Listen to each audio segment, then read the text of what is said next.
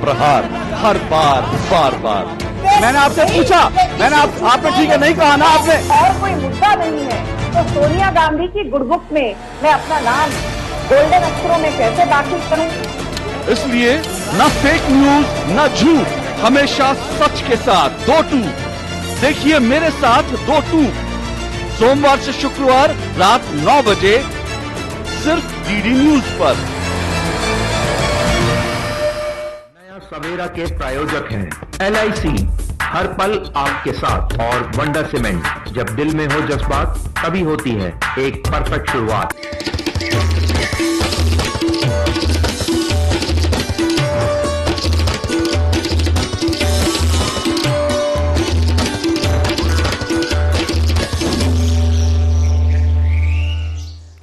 नमस्कार। एक नई सुबह की शुरुआत के साथ हम हाजिर हैं एक नए तेवर और नए कलेवर के साथ नया सवेरा के इस खास और विशेष अंक को लेकर। मैं हूं शहला निगार और मेरे साथ हैं मेरे सहयोगी चंद्रशेखर जोशी। नमस्कार। अगले 1 घंटे में हम आपको दिखाएंगे देश और दुनिया की तमाम ताजा तरीन खबरें, और साथ ही होंगी फिल्म, साहित्य, संगीत और जीवन के संघर्षों से जुड़ी कुछ कहानियां। तो आइए शुरुआत करते हैं और सबसे पहले देखते हैं इस वक्त की सुर्खियां। नई दिल्ली में आज से शुरू होगी G20 के देशों के विदेश मंत्रियों की बैठक। वहीं गुरुग्राम में भी शुरू होगी भ्रष्टाचार के खिलाफ G20 देशों के कार्य समूह की बैठक।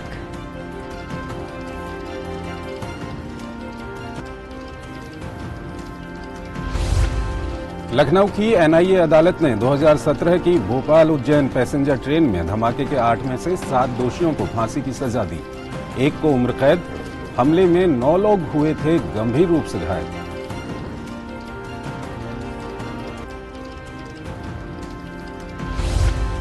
भ्रष्टाचार के गंभीर आरोपों से घिरे दिल्ली सरकार के 2 वरिष्ठ मंत्रियों मनीष सिसोदिया और सत्येंद्र जैन ने दिया इस्तीफा। भाजपा और कांग्रेस ने कार्रवाई का किया स्वागत। मुख्यमंत्री अरविंद केजरीवाल के इस्तीफे की भी मांग।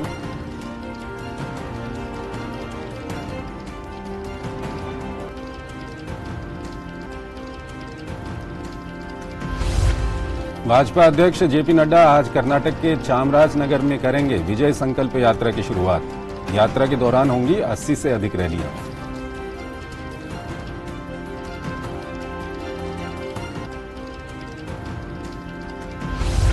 तीन पूर्वोत्तर राज्यों त्रिपुरा, मेघालय और नागालैंड में कल होने वाली मतगणना की तैयारियां जोरों पर। नागालैंड में 4 मतदान केंद्रों में आज होगा पुनर्मतदान।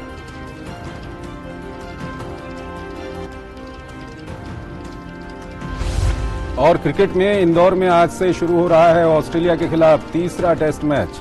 श्रृंखला में 3-0 की बढ़त लेने के लिए उतरेगी टीम इंडिया। भारत के ओपनिंग कॉम्बिनेशन पर होगी सबकी नजर।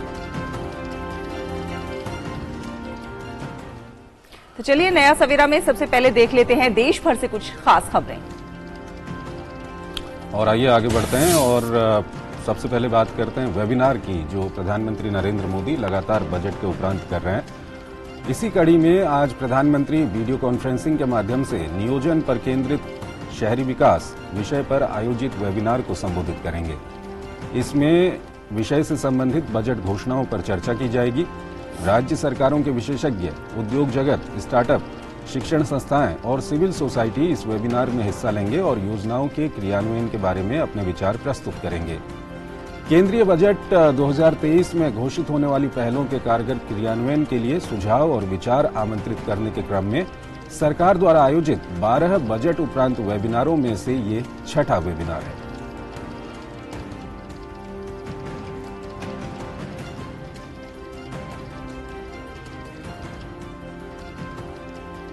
और दिल्ली के उप मुख्यमंत्री मनीष सिसोदिया और मंत्री सत्येंद्र जैन ने कल कैबिनेट से इस्तीफा दे दिया। मुख्यमंत्री अरविंद केजरीवाल ने दोनों का इस्तीफा स्वीकार कर लिया है। मनीष सिसोदिया को रद्द दिल्ली आबकारी नीति से संबंधित भ्रष्टाचार के मामले में केंद्रीय अन्वेषण ब्यूरो ने गिरफ्तार किया था, तो वहीं उच्चतम न्यायालय ने कल उन्हें जमानत देने से इनकार कर दिया था। सिसोदिया ने अपनी गिरफ्तारी को चुनौती देते हुए उच्चतम न्यायालय में याचिका दायर की थी। शराब घोटाले में गिरफ्तार दिल्ली के उप मुख्यमंत्री मनीष सिसोदिया को सुप्रीम कोर्ट से बड़ा झटका लगा है। सीबीआई द्वारा गिरफ्तारी के खिलाफ दिल्ली के उप मुख्यमंत्री मनीष सिसोदिया की याचिका पर विचार करने से सुप्रीम कोर्ट ने इनकार कर दिया है। सुप्रीम कोर्ट ने मनीष सिसोदिया को उच्च न्यायालय जाने का सुझाव दिया है। गौरतलब है कि सिसोदिया ने अपनी गिरफ्तारी को चुनौती दी थी। चीफ जस्टिस DY चंद्रचूड़ और जस्टिस PS नरसिम्हा की बेंच ने सुनवाई के दौरान सख्त रुख अपनाते हुए सिसोदिया को FIR रद्द कराने के लिए निचली अदालत जाने को कहा। शीर्ष अदालत ने इसके साथ ही सिसोदिया की याचिका पर सुनवाई से भी इनकार करते हुए इसे खारिज कर दिया। मनीष सिसोदिया के वकील सिंघवी ने कहा कि उनके मुवक्किल की गिरफ्तारी में नियमों का उल्लंघन किया गया। सुप्रीम कोर्ट ने कहा कि सिसोदिया को जमानत रद्द कराने के लिए हाईकोर्ट का रुख करना चाहिए। चीफ जस्टिस चंद्रचूड़ ने सिसोदिया के वकील से कहा कि आप अपने मुवक्किल की जमानत के लिए यहाँ क्यों आए हैं? हाईकोर्ट जाइए, जमानत के लिए विकल्प आपके पास है। शीर्ष अदालत ने कहा कि इस मामले में हाईकोर्ट गए बिना कुछ कहना गलत परंपरा की शुरुआत होगी। कोर्ट के इस रुख के बाद बीजेपी ने फिर से आम आदमी पार्टी पर हमला बोला है। अगर आपको इतना ही ये पूरी पॉलिसी अच्छी थी तो विड्रॉ क्यों किया था? आप मुझे बता दीजिए। तो ये जितना ये बोलते हैं उतने फंसते हैं, ये तो मैं कह रहा हूं। इसलिए आज का मूल विषय यह है कि सुप्रीम कोर्ट से उनकी हार हुई है, उनको कोई रिलीफ नहीं मिला। बीजेपी ने इस मामले में मनीष सिसोदिया पर एक बार फिर से भ्रष्टाचार के गंभीर आरोप लगाते हुए कहा कि मीडिया में पूरी चर्चा है कि 100 करोड़ रुपए का लेन देन हुआ है। आम आदमी पार्टी भ्रष्टाचार के नए रिकॉर्ड बना रही है। आम आदमी पार्टी के मंत्री एक के बाद दूसरा भ्रष्टाचार के चलते जेल में है। दिल्ली में सत्येंद्र जैन पिछले 9 महीनों से जेल में है, जिसको अरविंद केजरीवाल जी ईमानदारी का सर्टिफिकेट देते थे, पद्मश्री देने की बात करते थे। अब इनके दूसरे शराब मंत्री जेल में है, CBI की गिरफ्त में है और इनको पद्मश्री देने की बात करते थे। यानी कि अरविंद केजरीवाल जी के मापदंड देखिए। कमीशन को 2% से उठा के कितना कर दिया? 12%। तो दोनों फायदा। तो इससे अच्छी बात और क्या होगी? और 100 करोड़ रुपए मिले, ये तो पूरे मीडिया में चर्चा है। हम क्या बोल रहे हैं? एक नेता अपने 16 फोन बदलता है, ये तो कमाल है साहब। तो ये फोन क्यों बदले जा रहे थे? ये रिकॉर्ड्स क्यों डिलीट किए जा रहे थे? आप तो बिल्कुल पारदर्शिता की प्रतिमूर्ति हैं, यही दावा आप करते हैं। वहीं कांग्रेस ने भी साफ कहा है कि सिसोदिया ने थोक शराब पर जो 6% का कमीशन होता था उसे 12% कर दिया ताकि भ्रष्टाचार हो सके। ये भ्रष्टाचार नहीं तो क्या है? जो भी लोग मनीष सिसोदिया से जरा सी भी हमदर्दी रख रहे हैं, उन सभी लोगों से मैं कहना चाहता हूं कि वो इस बात को समझ लें कि ये सीधे के सीधे ओपन एंड शट भ्रष्टाचार का मामला है और ये बहुत बड़ा दिल्ली के अंदर शराब का, लिकर का स्कैम हुआ है। इसको उस तरीके से देखना चाहिए। हम लोगों को ये बताना चाहते हैं, केजरीवाल और आम आदमी पार्टी ये कह रहे हैं कि इनके साथ में बहुत बेइंसाफी हो रही है। क्या बेइंसाफी हो रही है इनके साथ में? इन्होंने खुद ने 4 सितंबर 2020 को मनीष सिसोदिया ने, इनकी सरकार ने एक कमेटी बनाई कि कमेटी बताए कि एक्साइज पॉलिसी में क्या चेंज होने चाहिए। कमेटी ने जो रिपोर्ट दी ठीक उसका उल्टा कर दिया कि ताकि भ्रष्टाचार हो सके। इस बीच जेल जाने के बाद दिल्ली के उप मुख्यमंत्री मनीष सिसोदिया ने दिल्ली कैबिनेट से इस्तीफा दे दिया है। साथ ही लंबे समय से जेल में कैद एक और मंत्री सत्येंद्र जैन ने भी अपना इस्तीफा दे दिया है।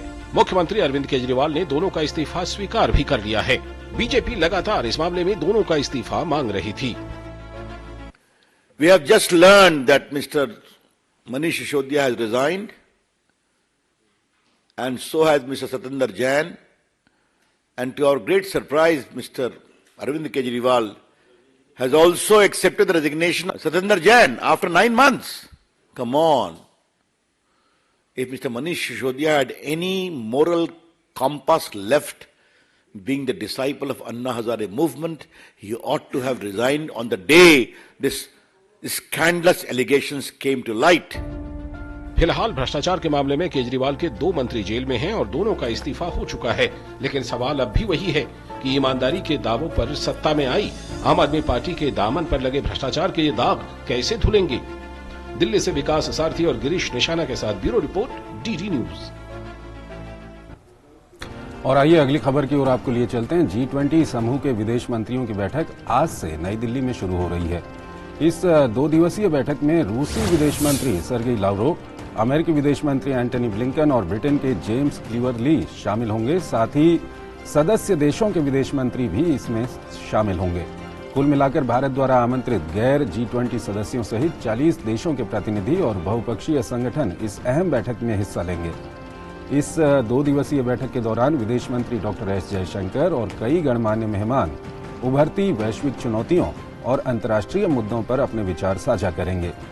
भारत द्वारा इस बैठक में जलवायु परिवर्तन, विकासशील देशों के ऋण और विश्व बैंक एवं IMF जैसे बहुपक्षीय ऋण संस्थानों में सुधार जैसे मुद्दों पर ध्यान केंद्रित करने पर जोर देने की संभावना है।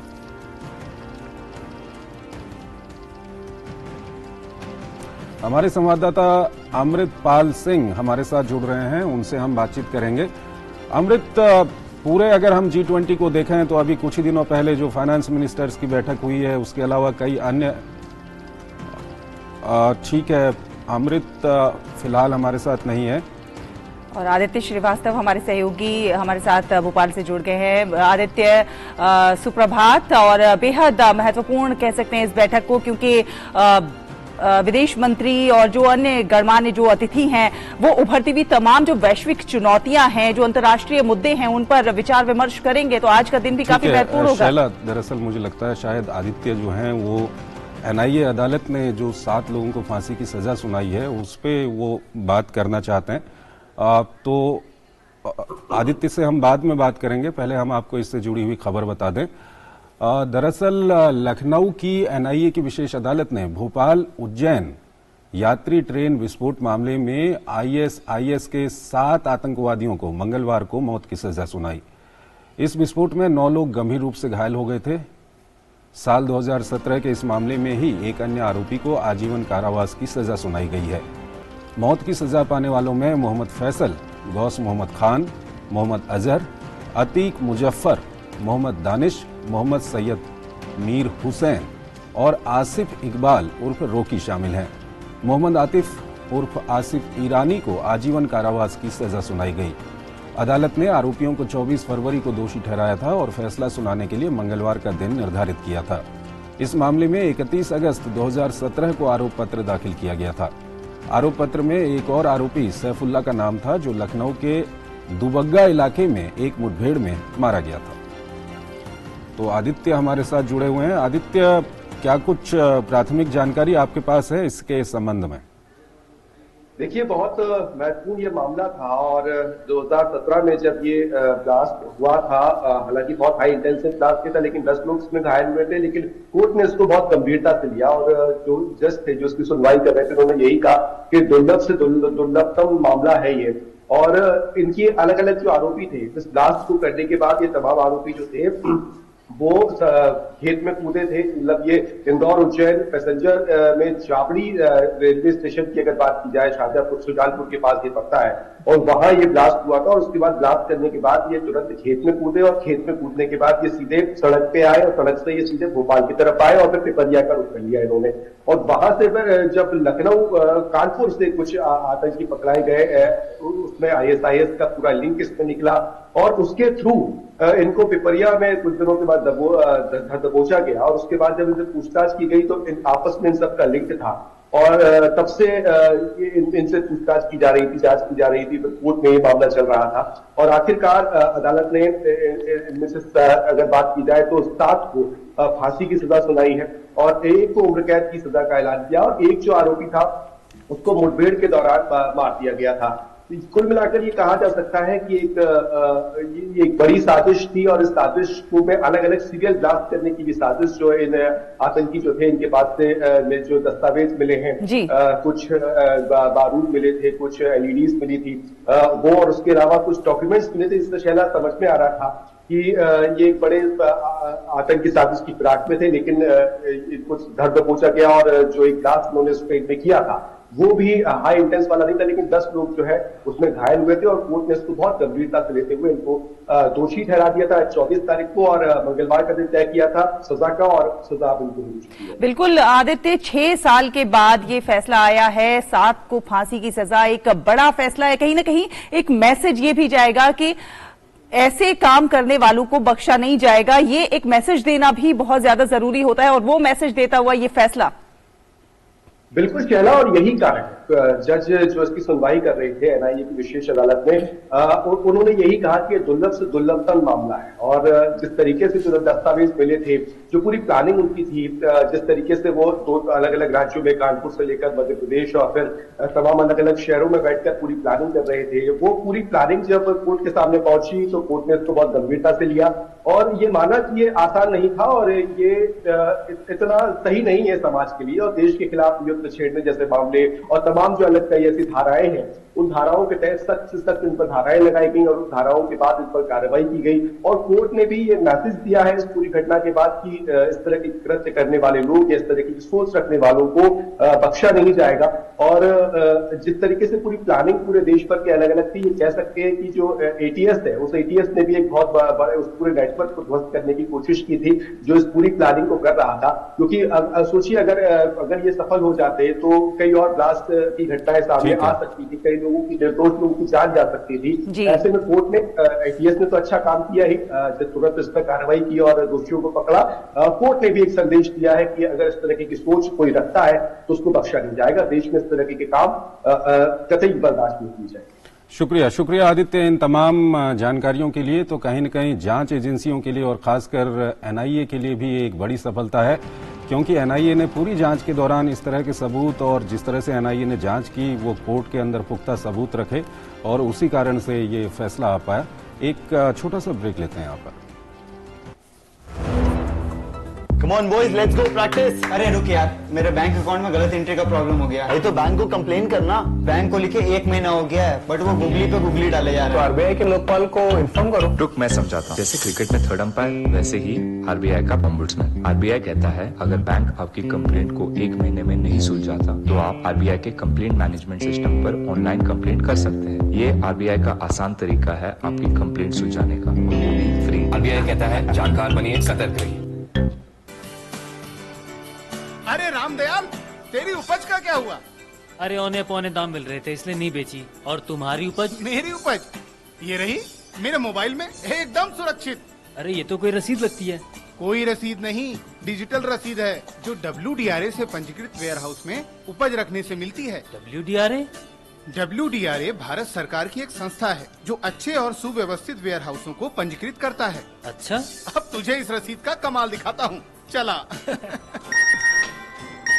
देखा, इस रसीद पर बैंक से लोन हो गया। ये तो कमाल हो गया। कमाल तो अभी और भी है भैया। देखो, जब और जहाँ उपज के अच्छे दाम मिलेंगे, उपज बेच दूंगा और फिर बैंक का सारा लोन भी चुकता कर दूंगा। अरे वाह मुन्नी। पापा, आप मेरा नया बैग लाए?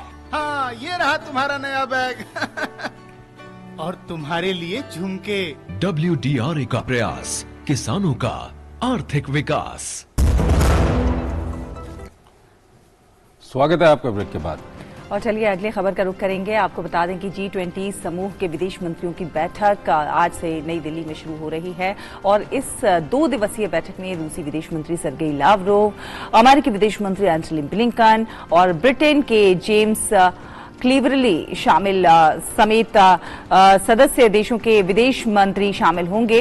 कुल मिलाकर भारत द्वारा आमंत्रित गैर G20 सदस्यों सहित 40 देशों के प्रतिनिधि और बहुपक्षीय संगठन इस अहम बैठक में हिस्सा लेंगे। इस 2 दिवसीय बैठक के दौरान विदेश मंत्री डॉक्टर एस जयशंकर और कई गणमान्य मेहमान उभरती हुई वैश्विक चुनौतियों और अंतर्राष्ट्रीय मुद्दों पर अपने विचार साझा करेंगे। भारत द्वारा इस बैठक में जलवायु परिवर्तन, विकासशील देशों के ऋण एवं विश्व बैंक एवं IMF जैसे बहुपक्षीय ऋण संस्थानों में सुधार जैसे मुद्दों पर ध्यान केंद्रित करने पर जोर देने की संभावना है। तो हमारे सहयोगी अमृतपाल सिंह हमारे साथ जुड़ रहे हैं, उनसे हम बातचीत करेंगे। अमृत, अभी हमने देखा कि कुछ ही दिनों पहले जो G20 के फाइनेंस मिनिस्टर्स की बैठक हुई, उसके अलावा G20 के अन्य सब्जेक्ट से जुड़े हुए जो मिनिस्टर्स हैं उनकी भी लगातार भारत में बैठकें हो रही हैं और अब ये विदेश मंत्रियों की बैठक, कितनी महत्वपूर्ण इस बैठक को मानते हैं आप?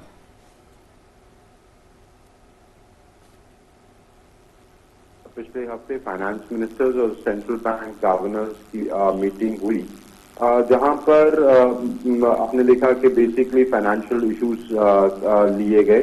G20 जैसे स्ट्रक्चर्ड है वो एक शेरपा ट्रैक होता है, एक फाइनेंस ट्रैक होता है, एसेंशली इकोनॉमिक ऑर्गेनाइजेशन थी, पर क्योंकि इकोनॉमिक्स पॉलिटिक्स से जुड़ी रहती है, फाइनेंस मिनिस्टर्स देखते हैं कि दोनों मुल्कों के बीच मल्टीलैटरली ये ब्लॉक के बीच में और इनकी जो इंटरनेशनल पार्टनर्स हैं उनके साथ मिलकर कैसे ये ब्लॉक इम्पोर्टेंट इकोनॉमिक डिसीजंस ले सकता है। फॉरेन मिनिस्टर्स की मीटिंग पर यह तय होता है कि बाकी के जो वैश्विक मुद्दे हैं, चाहे वो डेवलपमेंट कोऑपरेशन हो, रिफॉर्म ऑफ मल्टीलैटरल इंस्टीट्यूशंस हो, food security, energy security, fertiliser security, जो बड़े अहम मुद्दे हैं जो इस वक्त दुनिया को के लिए जरूरी हैं, उनके समाधान पर आगे कैसे बढ़ा जा सकता है उस पर बातचीत होती है।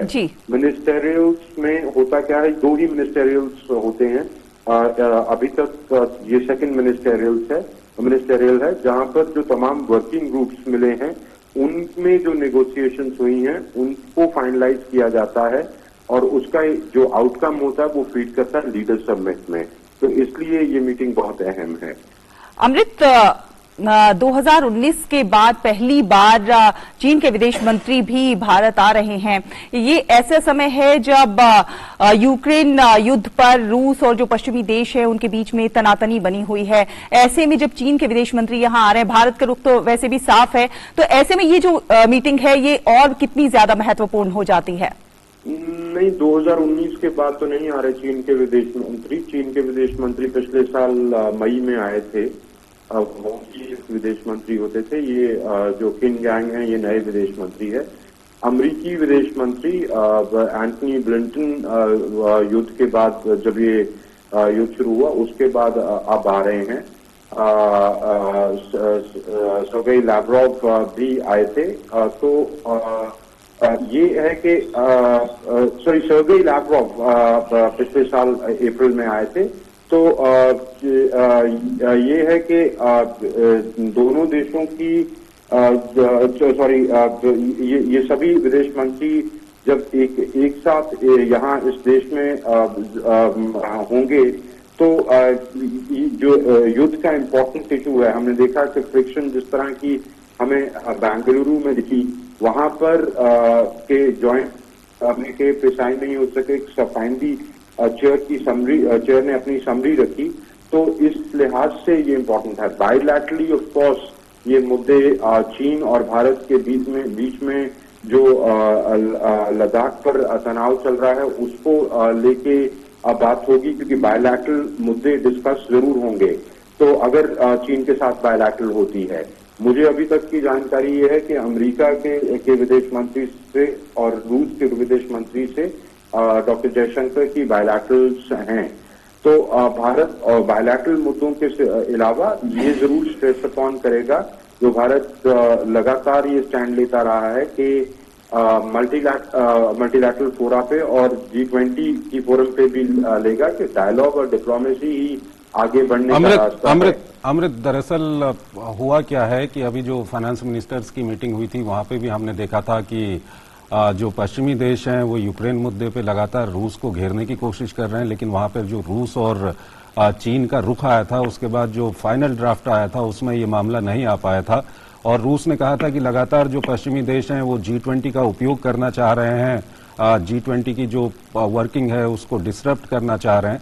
इस सब के बीच अब जब ये बैठक होगी, क्या यहाँ पर भी ये देखा जाएगा कि जो पश्चिमी देश हैं वो रूस को घेरने की फिर कोशिश करेंगे और ऐसे में जो फाइनल ड्राफ्ट आएगा उस पर सबकी नजर बनी रहेगी? जी, ये एक कंसर्न का मुद्दा है, क्योंकि बेंगलुरु में क्या हुआ था चंद्रशेखर के, रूस ने ये ऑब्जेक्शन की थी कि वॉर का जिक्र उस डॉक्यूमेंट में, फाइनल आउटकम डॉक्यूमेंट में ना हो, क्योंकि ये फाइनेंस ट्रैक की मीटिंग है, उसका इससे कोई लेना देना नहीं है। जिस तरह की तीखी वार्तालाप हुई थी और तीखी टिप्पणियां हुई थी दोनों ही पक्षों द्वारा, तो ये क्लाउड किया था उस मीटिंग को। आशंका यही है क्योंकि फ्रिक्शंस काफी बढ़ी हुई हैं, हार्डन पोजीशंस हैं, तो ये मुद्दा गरमा सकता है। भारत के लिए यही चुनौती है, क्योंकि भारत ने एक बड़े डिफिकल्ट जंक्चर पे G20 की प्रेसिडेंसी टेक ओवर की है। हमने ये देखा बाली में कैसे इंडोनेशिया ने नेगोशिएट किया, भारत ने एक कंस्ट्रक्टिव रोल अदा किया और फाइनली भारत की जो पोजीशन थी वो रेजोनेंस की वहां के आउटकम डॉक्यूमेंट में, या जिसे ज्वाइंट कम्युनिके लीडर्स ज्वाइंट कम्युनिके कहते हैं। तो अब देखना ये होगा कि क्या भारत सफल हो पाता है इस को निगोशिएट करने में कि कम से कम कॉमन मिनिमम सहमति बन पाए इस मुद्दे पे फॉरेन मिनिस्टर्स की मीटिंग। बिल्कुल, और ये सफलता कहीं न कहीं अमृत, जो अभी फाइनेंस मिनिस्टर्स की मीटिंग हुई थी वहां पर ये देखा गया था, एक कॉमन एक सहमति बन गई थी, जिसके बाद एक ड्राफ्ट आया और जिस ड्राफ्ट में जिन मुद्दों को लेकर के विवाद था उन मुद्दों को हटा दिया गया था। तो अब देखना होगा कि यहां पर जो विदेश मंत्रियों की बैठक होगी वहां पर क्या कुछ होता है, लेकिन काफी महत्वपूर्ण ये बैठक है। और आइए एक अगली खबर की ओर चलते हैं। बिल्कुल, और आपको बता दें कि हरियाणा में आज से G20 की पहली बैठक, पहली भ्रष्टाचार रोधी कार्य समूह की बैठक हरियाणा के गुरुग्राम में आज से शुरू हो रही है। गुरुग्राम में इस 3 दिवसीय आयोजन के दौरान 20 सदस्य देशों, 10 आमंत्रित देशों और 9 अंतर्राष्ट्रीय संगठनों के 90 से अधिक प्रतिनिधि अंतर्राष्ट्रीय भ्रष्टाचार रोधी तंत्र को मजबूत करने पर विस्तृत विचार विमर्श करेंगे। भारत भ्रष्टाचार के खिलाफ जीरो टॉलरेंस सुनिश्चित करने को लेकर G20 प्रतिबद्धताओं को मजबूत करने के लिए एकीकृत कार्रवाई की फिर से पुष्टि करेगा। इसके अलावा ये प्रतिनिधि विशेष रूप से आयोजित योग सत्रों, ऐतिहासिक स्थलों की यात्रा, सांस्कृतिक कार्यक्रमों और स्थानीय व्यंजनों के माध्यम से भारत की संस्कृति का अनुभव करेंगे। पहली ACWG बैठक का भ्रष्टाचार रोधी जागरूकता बढ़ाने, शिक्षा प्रदान करने, क्षमता निर्माण और सिविल सोसाइटी 20 थिंक टैंक 20 और महिला 20 और व्यापार 20 जैसे मंचों के अनुभवों के लाभों को वांछित रूप से शामिल करने के लिए एक ठोस प्रयास उत्पन्न करेगी। केंद्रीय मंत्री डॉक्टर जितेंद्र सिंह भ्रष्टाचार रोधी कार्य समूह की इस बैठक का उद्घाटन करेंगे। और आइए अगली खबर की ओर आपको लिए चलते हैं। नागालैंड विधानसभा के लिए आज 4 निर्वाचन क्षेत्रों के 4 मतदान केंद्रों पर पुनर्मतदान हो रहा है। ये मतदान केंद्र हैं न्यू कॉलोनी, पांगटी, जाबुका और 500 ईस्ट विंग। मतदान सुबह 7 बजे से शुरू हो गया है। इस बीच पूर्वोत्तर राज्यों त्रिपुरा, मेघालय और नागालैंड में कल होने वाली मतगणना की तैयारियां जोरों पर हैं। राज्यों में कल होने वाली मतगणना के लिए सुरक्षा के सभी प्रबंध कर लिए गए हैं।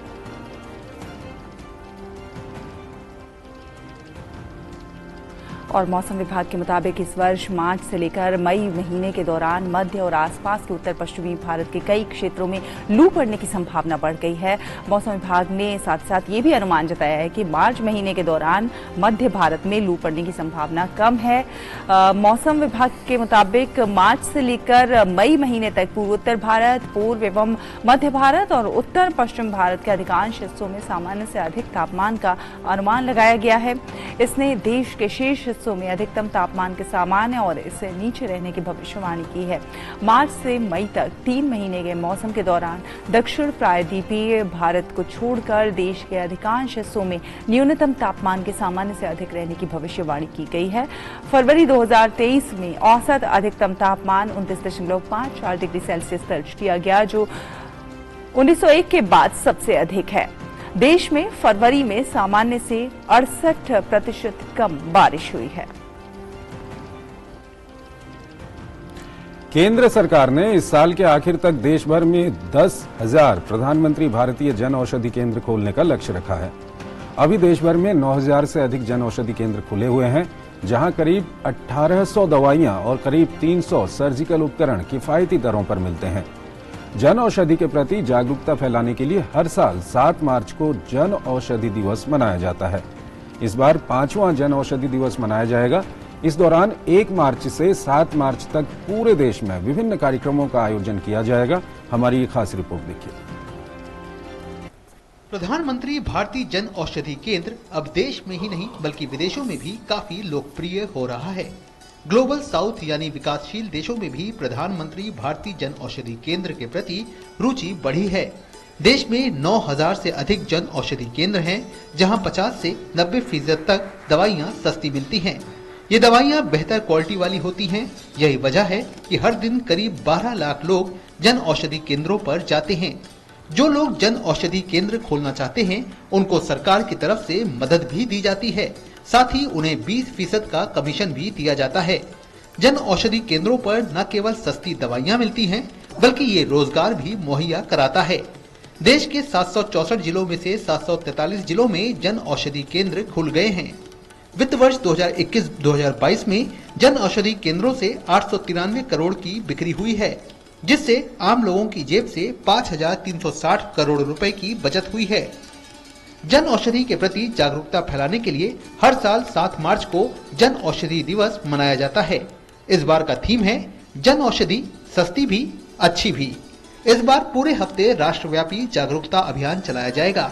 हर दिन अलग अलग थीम पर जागरूकता अभियान चलाया जा रहा है।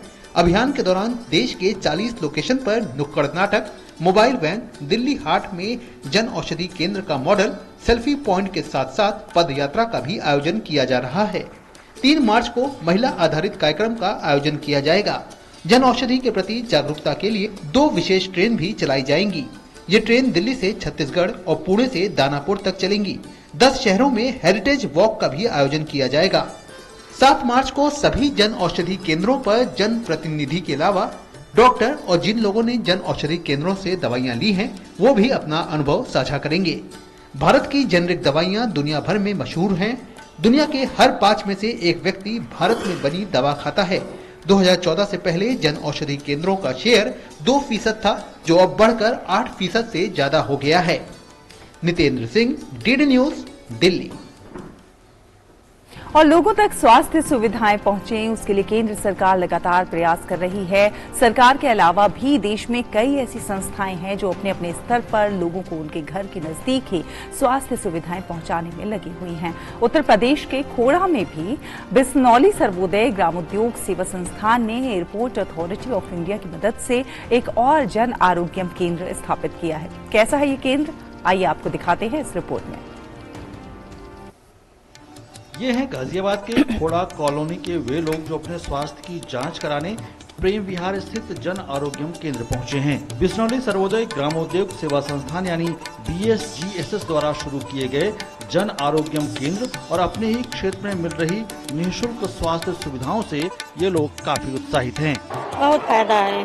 2 हफ्ते हो गए दवाई ले जाते समय। दवाई तो सही मिलती है यहाँ पे, बच्चों के लिए भी बड़े के लिए भी। पहले तो लाल बहादुर जाते थे, कभी प्राइवेट में जाते थे, अब यहाँ पता लगे तो यहीं पे आते हैं। फिर खोड़ा में बहुत अच्छी सुविधा है, हमें यहाँ पे दवाई सब अच्छे से मिलती है, कहीं जाने की जरूरत नहीं पड़ती। पहले दिक्कत होती थी, लाइन लगाना पड़ता था, लाल बहादुर जाना पड़ता था, अब ऐसा कुछ है नहीं। और घुटनों में दिक्कत रहती थी, वो सारा कुछ सही दवाई मिल जाती है यहाँ पे। जन आरोग्यम स्वास्थ्य आउटरीच कार्यक्रम को और विस्तारित करने की दृष्टि से बिस्नौली सर्वोदय ग्रामोद्योग सेवा संस्थान ने खोड़ा कॉलोनी में औपचारिक रूप से एक और स्वास्थ्य केंद्र का उद्घाटन किया। ये केंद्र भारतीय विमानपत्तन प्राधिकरण यानी एयरपोर्ट अथॉरिटी ऑफ इंडिया की CSR पहल के हिस्से के रूप में शुरू किया गया है।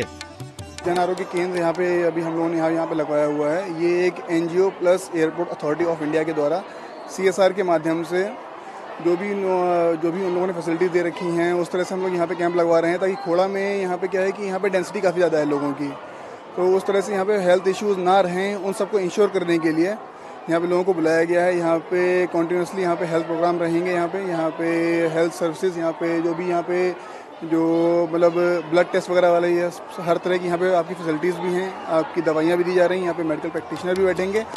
BSGSS ने स्थानीय लोगों को व्यापक स्वास्थ्य सेवाएं प्रदान करने के लिए एयरपोर्ट अथॉरिटी ऑफ इंडिया की मदद से यहाँ एक क्लिनिक स्थापित किया है। इनमें मुफ्त दवाओं के साथ नियमित OPD परामर्श, प्रयोगशाला परीक्षण, स्वास्थ्य शिविर और समय समय पर जागरूकता कार्यक्रम शामिल हैं।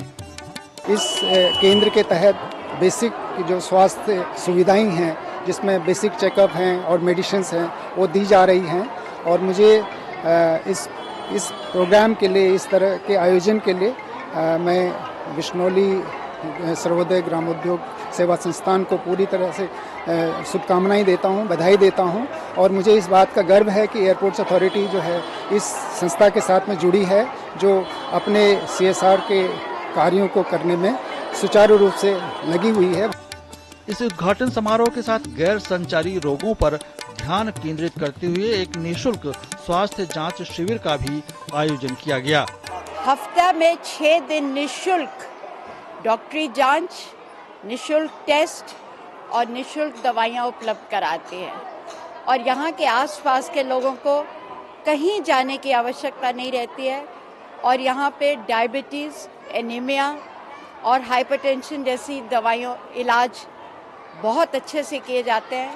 आज आप देख रहे हैं कि यहाँ पे एक बहुत प्रोत्साहित शिविर चल रहा है, जहाँ पे लोग बहुत भारी मात्रा में और बहुत उत्साह से यहाँ पे आए हैं। यही हमारा कुंभ है।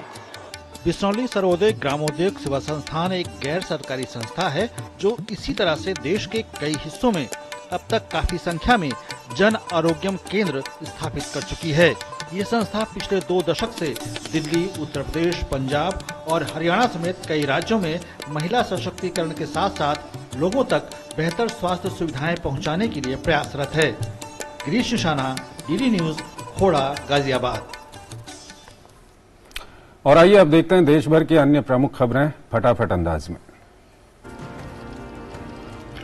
उपराष्ट्रपति जगदीप धनखड़ आज बेंगलुरु में भारतीय प्रबंधन संस्थान के नए प्रबंधन विकास केंद्र भवन का उद्घाटन समारोह में मौजूद होंगे। इससे पहले उपराष्ट्रपति जगदीप धनखड़ ने कल तमिलनाडु के चेन्नई में IIT Madras centre for innovation का उद्घाटन कार्यक्रम में शिरकत की थी। केंद्रीय वाणिज्य और उद्योग, उपभोक्ता मामले और खाद्य और सार्वजनिक वितरण मंत्री पीयूष गोयल नई दिल्ली में वाणिज्य भवन में राज्यों और केंद्र शासित प्रदेशों के खाद्य मंत्रियों के एक सम्मेलन को संबोधित करेंगे।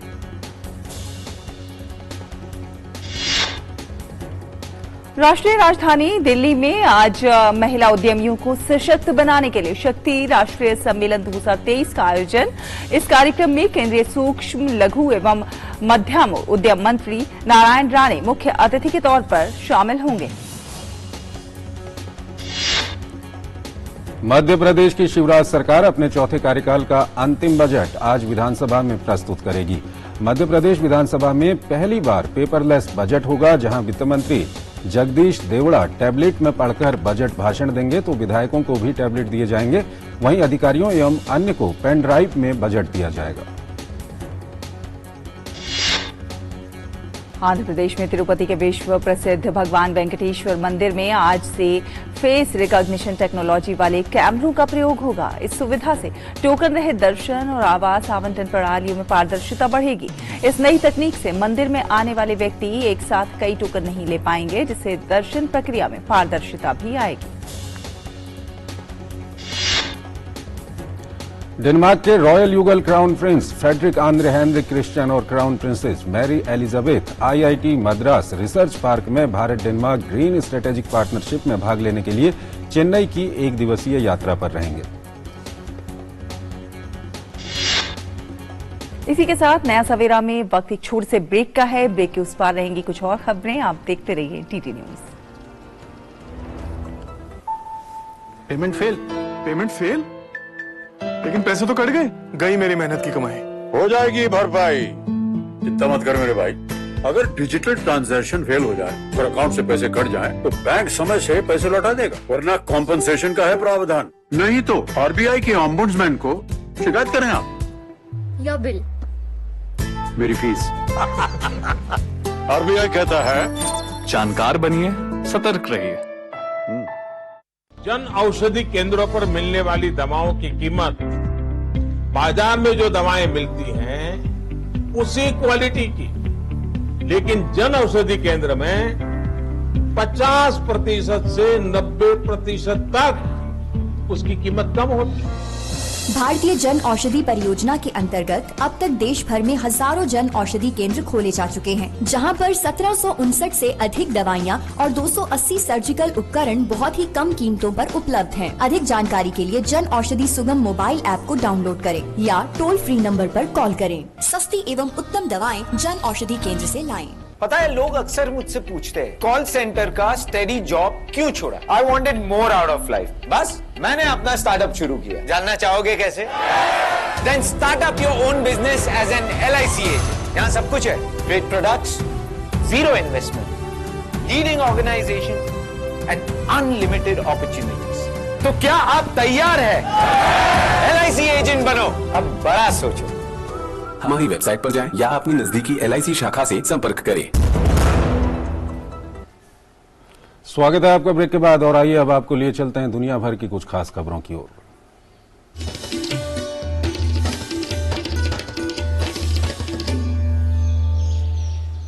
तो रूस यूक्रेन युद्ध को 1 साल से ज्यादा समय हो गया है, लेकिन दोनों देशों के बीच जंग अभी भी जारी है। इस बीच रूस के रक्षा मंत्रालय ने यूक्रेन पर ड्रोन हमले का आरोप लगाया है। खबरों के मुताबिक रूस के रक्षा मंत्रालय ने यूक्रेन पर 2 दक्षिणी रूसी क्षेत्रों में रातों रात ड्रोन हमले शुरू करने की जानकारी दी है। साथ साथ उन्होंने कहा है कि यूक्रेन के इन हमलों को नाकाम कर दिया गया है।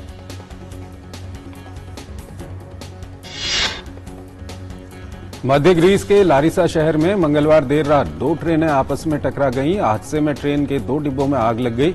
अधिकारियों ने बताया कि एक यात्री ट्रेन एक मालगाड़ी से टकराने से यह हादसा हुआ, जिसमें 25 से ज्यादा लोगों की मौत हो गई और 80 से ज्यादा लोग घायल हो गए। फिलहाल आग पर काबू पा लिया गया है। रूस के साथ युद्ध को लेकर यूक्रेन के राष्ट्रपति जेलेंस्की ने अपने वीडियो संदेश में कहा कि पूर्वी शहर बखमुत के आसपास यूक्रेनी और रूसी सेना के बीच भीषण लड़ाई चल रही है। रूस की सेना ने मंगलवार को बखमुत को घेरने और कब्जा करने के लिए लगातार आगे बढ़ रही है, जिसका यूक्रेन की सेना उनका डटकर मुकाबला कर रही है। अमेरिकी विदेश मंत्री एंटनी ब्लिंकन ने कहा कि अगर रूस पर बीजिंग अपने प्रतिबंधों का उल्लंघन करता है तो वॉशिंगटन चीन की कंपनियों और व्यक्तियों को निशाना बनाने में बिल्कुल संकोच नहीं करेगा। ब्लिंकन ने कजाकिस्तान की अपनी यात्रा के दौरान कहा कि अगर चीन मॉस्को की मदद करता है, बीजिंग के लिए एक गंभीर समस्या उत्पन्न हो जाएगी। लंबे समय से आर्थिक मंदी और सूखे की मार झेल रहे किसानों ने टैक्स में कमी और निर्यात के लिए बेहतर विनिमय दर की मांग को लेकर सांता के प्रांत में विरोध प्रदर्शन किया। अर्जेंटीना सोयाबीन, मक्का और गेहूं का एक प्रमुख उत्पादक देश है और दुनिया के शीर्ष अनाज निर्यातकों में से एक है। ईरान के राष्ट्रीय प्रसारक ने सैन्य अभ्यास के दौरान मिसाइल दागे जाने का एक वीडियो दिखाया है। इस पर रेवोल्यूशनरी गार्ड के एक शीर्ष अधिकारी ने बताया कि ईरान ने 1650 किलोमीटर तक मार करने वाली एक क्रूज मिसाइल विकसित की है। बता दें कि यूक्रेन के खिलाफ रूस द्वारा ईरान के ड्रोन के इस्तेमाल के बाद से पश्चिमी देशों की चिंताएं बढ़ गई हैं।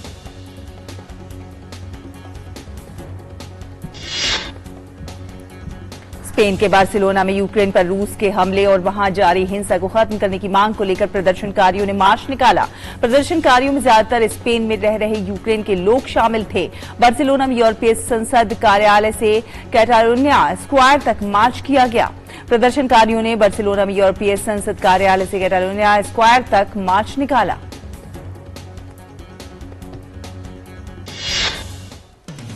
स्पेन की राष्ट्रीय मौसम एजेंसी एमेट ने पश्चिम में एक्सट्रीमादुरा और केंद्रीय द्वीप समूह को छोड़कर पूरे देश में मौसम का अलर्ट जारी किया है।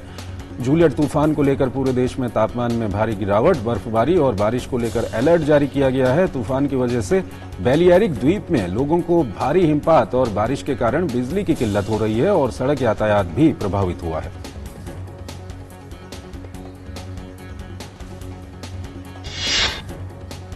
और इसी के साथ वक्त एक और छोटे से ब्रेक का है। जल्द हाजिर होंगे, देखते रहिए नया सवेरा। जन औषधि केंद्रों पर मिलने वाली दवाओं की कीमत बाजार में जो दवाएं मिलती हैं उसी क्वालिटी की, लेकिन जन औषधि केंद्र में 50% से 90% तक उसकी कीमत कम होती है। भारतीय जन औषधि परियोजना के अंतर्गत अब तक देश भर में हजारों जन औषधि केंद्र खोले जा चुके हैं, जहां पर 1759 से अधिक दवाइयां और 280 सर्जिकल उपकरण बहुत ही कम कीमतों पर उपलब्ध हैं। अधिक जानकारी के लिए जन औषधि सुगम मोबाइल ऐप को डाउनलोड करें या टोल फ्री नंबर पर कॉल करें। सस्ती एवं उत्तम दवाएं जन औषधि केंद्र से लाएं। अरे वाह, लेजेंड की बैट, इससे तो मैं खेलूंगा। फ्यूचर बैटिंग लेजेंड है। इसमें जिसका नाम लिखा है बैट उसी को मिलेगी। अरे यार, देखा, अगर इस पे मेरा नाम नहीं लिखा होता तो कितनी दिक्कत हो जाती। इसलिए आरबीआई कहता है बैंक अकाउंट हो या बैंक लॉकर, उसमें नॉमिनी का नाम जरूर दर्ज करें ताकि आपकी जमा पूंजी उसी को मिले जिसे आपने नामित किया है। आरबीआई कहता है जानकार बनिए, सतर्क रहिए। स्वागत है आपका ब्रेक के बाद और आइए आपको लिए चलते हैं खेल की खबरों की ओर।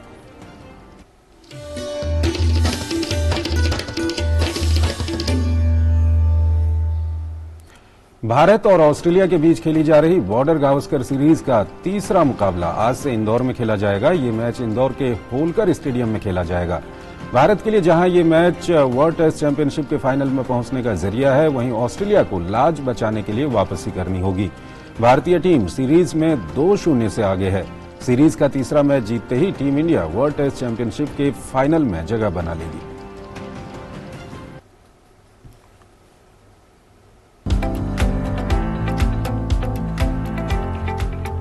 भारत और ऑस्ट्रेलिया के बीच बॉर्डर गावस्कर सीरीज का तीसरा मुकाबला बुधवार से इंदौर के होलकर स्टेडियम में खेला जाएगा। भारत के लिए जहां ये मैच विश्व टेस्ट चैंपियनशिप के फाइनल में पहुंचने का जरिया है, वहीं ऑस्ट्रेलियाई टीम की कोशिश लाज बचाने के लिए वापसी करने की होगी। इस सीरीज में भारतीय टीम 2-0 से आगे है। अगर भारतीय टीम तीसरा मुकाबला जीतती है तो वो विश्व टेस्ट चैंपियनशिप के फाइनल में अपनी जगह बुक करा लेगी। ऐसे में दोनों टीमों के लिए मैच बेहद अहम है। सीरीज में अब तक खेले गए मुकाबलों पर नजर डालें तो दोनों मुकाबलों में भारतीय टीम का प्रदर्शन शानदार रहा है। भारत ने दोनों टेस्ट मैच 3 दिन के भीतर अपने नाम कर लिए। नागपुर में खेले गए सीरीज के पहले मुकाबले को भारत ने 132 रन के बड़े अंतर से अपने नाम किया था, जबकि दिल्ली में खेले गए दूसरे टेस्ट को भारत 6 विकेट से अपने नाम करने में सफल रहा। भारतीय टीम की गेंदबाजों ने पिछले मुकाबलों में बेहतरीन खेल दिखाया है। दूसरे टेस्ट में भारत की तरफ से रविंद्र जडेजा ने 7 विकेट और अश्विन ने 3 विकेट झटककर भारत की जीत पक्की कर दी। ऐसे में उम्मीद की जा सकती है कि टीम अपने पिछले प्रदर्शन को दोहराएगी। अगर दोनों टीमों के टेस्ट रिकॉर्ड पर नजर डालें तो दोनों टीमों के बीच अब तक कुल 104 बार आमना सामना हुआ है, जिसमें भारतीय टीम ने 32 मैचों में जीत दर्ज की है और ऑस्ट्रेलिया ने 43 मैच जीते हैं। इनके अलावा 28 मैच ड्रॉ रहे हैं और 1 मैच टाई रहा है। वहीं भारतीय जमीन पर खेले गए 52 मैचों में से भारत ने 23 जीते हैं और ऑस्ट्रेलिया के नाम 13 मुकाबले रहे हैं। 15 मैच ड्रॉ और 1 मैच टाई रहा है। इस मैच में भारत की नजर जीत के साथ ओवल में होने वाले आईसीसी विश्व टेस्ट चैंपियनशिप के फाइनल में अपनी जगह पक्की करने पर होगी। वहीं नियमित कप्तान पैट कमिंस के बिना मैदान पर उतरने वाली ऑस्ट्रेलियाई टीम की निगाह तीसरा टेस्ट जीतकर सीरीज बराबर करने पर होगी। Sports desk, DD news. और हमारे सहयोगी नारायण इस खबर पर और ज्यादा जानकारी के लिए हमारे साथ जुड़ गए हैं। नारायण, सुप्रभात। अभी हम देख रहे हैं कि भारत जो है सीरीज में 2-0 से आगे चल रहा है। ये मुकाबला भारत के लिए और भी ज्यादा महत्वपूर्ण हो जाता है और अगर ऑस्ट्रेलिया की बात करें तो ऑस्ट्रेलिया भी इस मुकाबले को जीतना चाहेगी। जी बिल्कुल, अगर बात करें तो ये तीसरा मैच है सीरीज का और भारत 2-0 से सीरीज में आगे है और वर्ल्ड टेस्ट चैंपियनशिप के लिहाज से यह मैच बहुत इंपॉर्टेंट है, क्योंकि अगर इस मैच को जीत जाती है तो भारत जो सीरीज को 3-0 से जो है जीत जाएगी और जो वर्ल्ड टेस्ट चैंपियनशिप का फाइनल है उसमें वो क्वालिफाई कर जाएगी। फिर और रिजल्ट्स जो है वो मैटर नहीं करेंगे, जिसमें जो एक और सीरीज खेली जानी है जिसमें कि श्रीलंका भी एक कंटेंडर है जो कि क्वालिफाई कर सकती है। उनका मुकाबला न्यूजीलैंड के साथ है और श्रीलंका को 2 टेस्ट मैचेस खेलने हैं न्यूजीलैंड में, जो कि अपने आप में एक मुश्किल है और न्यूजीलैंड से उनको 2-0 के मार्जिन से जीतना है।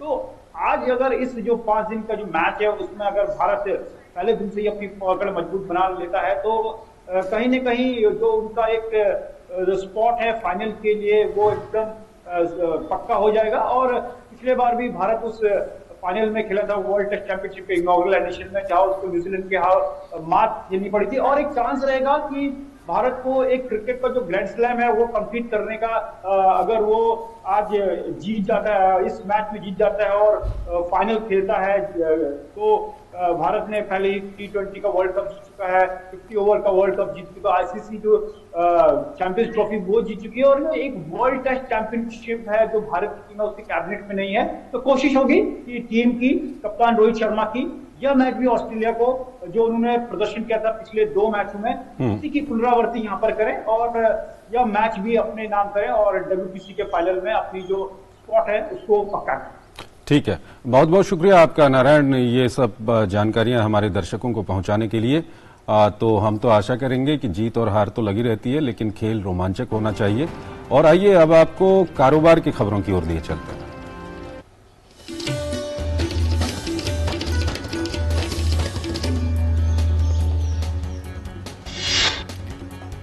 सुप्रीम कोर्ट की तरफ से नोएडा और ग्रेटर नोएडा में काम कर रही रियल एस्टेट कंपनियों को बड़ा झटका दिया गया है। शीर्ष अदालत ने अपने निर्णय में 7 नवंबर के आदेश को निरस्त करने से इनकार कर दिया है। सुप्रीम कोर्ट ने 7 नवंबर 2022 को बिल्डरों को पट्टे पर दी गई जमीन के बकाया भुगतान पर 8% की अधिकतम दर से ब्याज वसूलने की सीमा को हटा दिया था।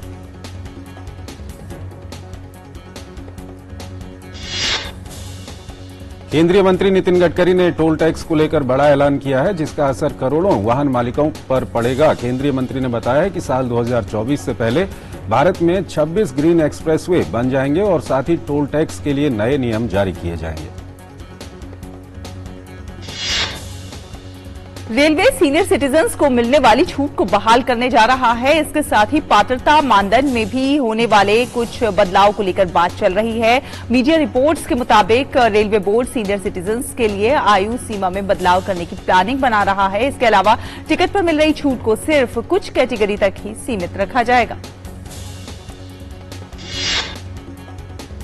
चालू वित्त वर्ष में सकल घरेलू उत्पाद जीडीपी की वृद्धि दर 7% रहेगी। सांख्यिकी एवं कार्यक्रम कार्यान्वयन मंत्रालय द्वारा 28 फरवरी को आंकड़े जारी कर यह जानकारी दी गई है।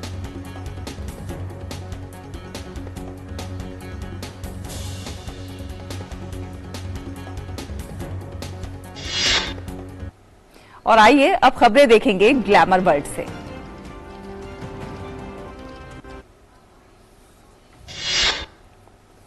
सलमान खान की अपकमिंग फिल्म टाइगर 3 की शूटिंग सेट से वीडियो लीक हुआ है। इस वीडियो में बॉलीवुड एक्टर इमरान हाशमी नजर आ रहे हैं। इमरान और सलमान खान पहली बार इस फिल्म में स्क्रीन शेयर करेंगे।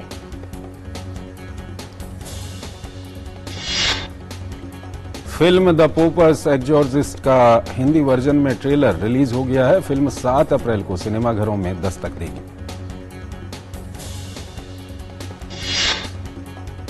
प्रियंका चोपड़ा की अपकमिंग वेब सीरीज सिटाडेल का टीजर रिलीज हो चुका है। इस वेब सीरीज में रिचर्ड मैडेन और स्टैनली टुली के साथ प्रियंका चोपड़ा भी अहम किरदार में हैं।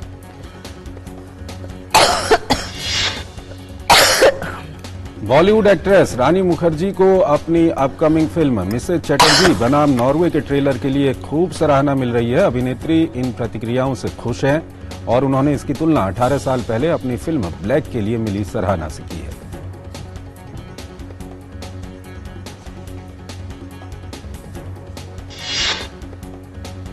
और आइए अब देखते हैं देश भर के मौसम का हाल।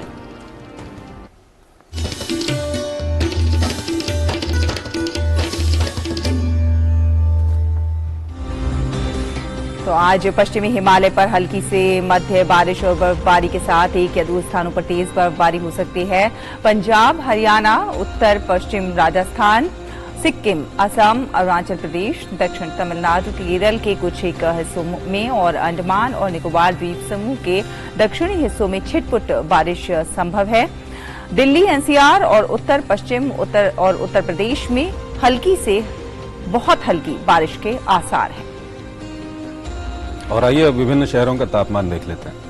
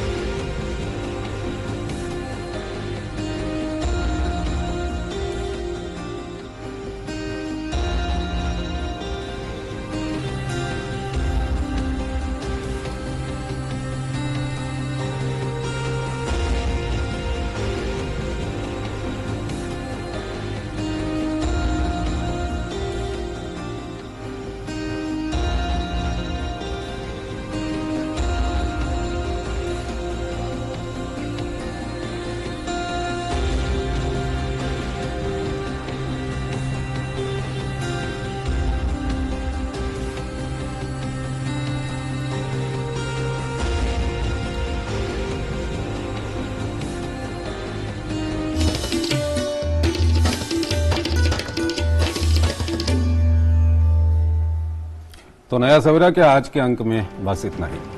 और आपको बता दें कि फिल्म निर्देशक मनमोहन देसाई की आज पुण्यतिथि है। नए सवेरे के इस अंक में अभी के लिए इतना ही, लेकिन आपको छोड़ जाते हैं मनमोहन देसाई के फिल्मों के सदाबहार नगमों के साथ। आप इन नगमों का आनंद उठाइए और हमें और हमारी पूरी टीम को दीजिए अनुमति। नमस्कार।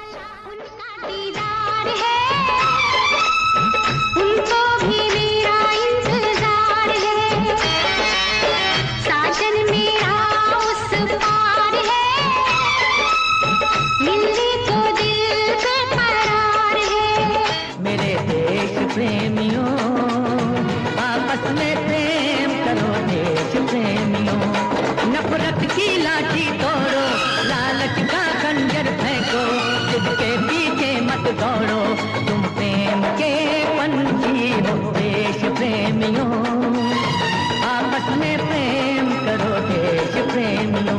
हटा मेरे गम से समंदर का भी सीना, न थी मेरी किस्मत के देखो मदीना, मदीने वाले से मेरा सलाम कहना, मदीने वाले से मेरा सलाम कहना।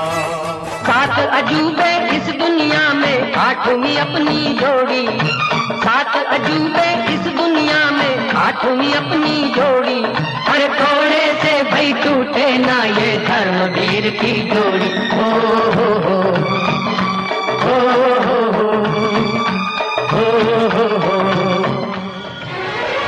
माँ मेरी माँ से मिला दे मुझे, ममता का मैं वास्ता दूं तुझे, घर से न तेरे जाऊंगा खाली, माशरों वाली ओ माशरों वाली।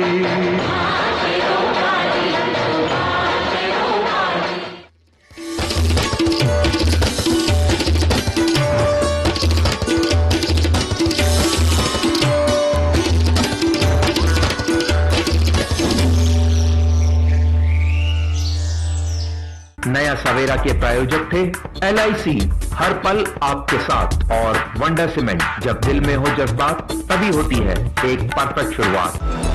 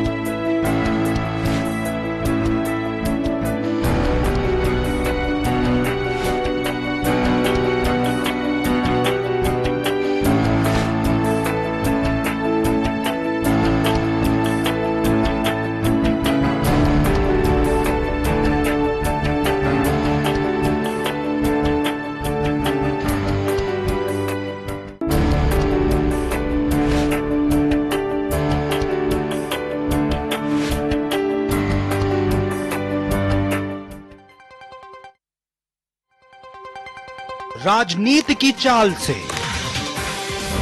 दुनिया के हाल तक,